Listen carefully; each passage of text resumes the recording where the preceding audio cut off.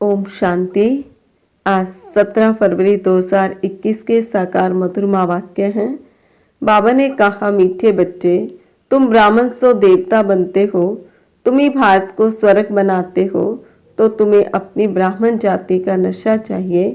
प्रश्न, सच्चे ब्राह्मणों की मुख्य निशानियां क्या होंगी? उत्तर, सच्चे ब्राह्मणों का इस पुरानी दुनिया से लंगर उठा हुआ होगा, वह है जैसे इस दुनिया का किनारा छोड़ चुके। दूसरा, सच्चे ब्राह्मण वह है जो हाथों से काम करे और बुद्धि सदा बाप की याद में रहे, अर्थात कर्म योगी हो। तीसरा, ब्राह्मण अर्थात कमल फूल समान। चौथा, ब्राह्मण अर्थात सदा आत्म अभिमानी रहने का पुरुषार्थ करने वाले। पांचवा, ब्राह्मण अर्थात काम महाशत्रु पर विजय प्राप्त करने वाले। अभी एक नज़र आज की मुरली की मुख्य पॉइंट्स पर। बाबा ने कहा, सब आत्माओं को सदा सुखी बनाने वाला, खुश करने वाला एक ही बाप है। हम ब्राह्मण ही शिव बाबा से वर्षा ले रहे हैं। तुम भी यह घड़ी घड़ी भूल जाते हो, याद है बड़ी सहज। आगे बाबा ने कहा, बच्चों का फर्ज है बेहद के बाप को याद करना। हम ब्राह्मण हैं, डाडे से वर्षा ले रहे हैं ब्रह्मा द्वारा, इसलिए शिव बाबा कहते हैं जितना हो सके याद करते रहो। चित्र भी भल रखो तो याद रहेगी। ब्राह्मण कभी अपनी जाति को भूलते हैं क्या? तुम शूद्रों के संग में आने से ब्राह्मण पना भूल जाते हो। ब्राह्मण तो देवताओं से भी ऊंच है, क्योंकि तुम ब्राह्मण नॉलेजफुल हो।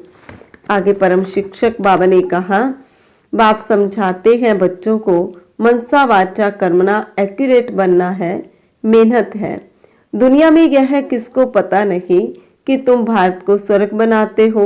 आगे चलकर समझेंगे। चाहते भी हैं वन वर्ल्ड, वन राज्य, वन रिलीजन, वन भाषा हो। तुम समझा सकते हो, सत्युग में आज से 5000 वर्ष पहले एक राज्य, एक धर्म था जिसको स्वर्ग कहा जाता था। आगे ऑलमाइटी बाबा ने कहा, बच्चों को आत्म अभिमानी बनना है, यह तो पुराना छीछी शरीर है। तुम ब्राह्मण पूजा के लायक नहीं हो, तुम गायन लायक हो, पूजने लायक देवताएं हैं।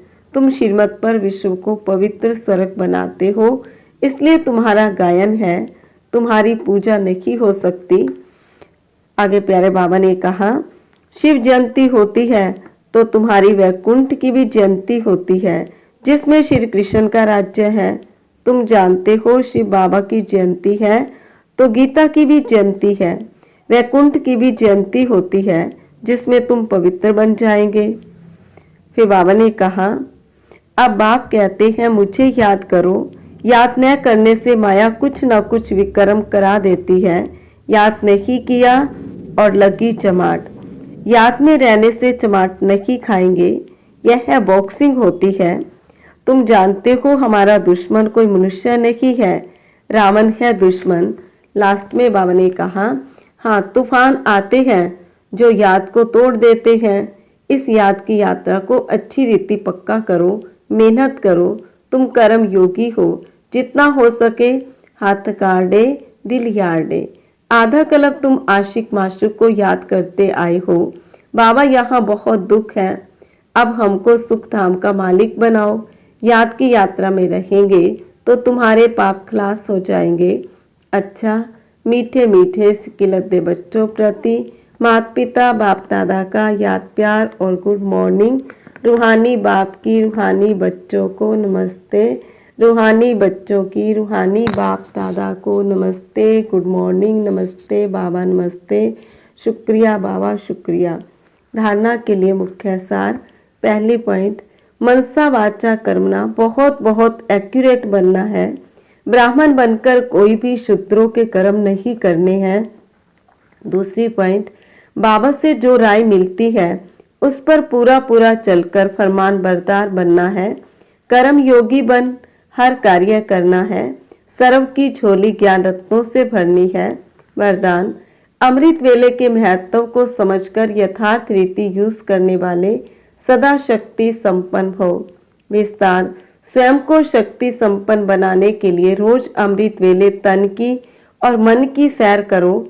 जैसे अमृत वेले समय का भी सहयोग है, बुद्धि सतो प्रधान स्टेज का भी सहयोग है, तो ऐसे वरदानी समय पर मन की स्थिति भी सबसे पावरफुल स्टेज की चाहिए। पावरफुल स्टेज अर्थात भावसमान बीज रूप स्थिति। साधारण स्थिति में तो कर्म करते भी रह सकते हो, लेकिन वरदान के समय को यथार्थ रीति यूज करो तो कमजोरी समाप्त हो जाएगी। स्लोगन: अपने शक्तियों के खजाने से शक्तिहीन परवश आत्मा को शक्तिशाली बनाओ। अच्छा, ओम शांति।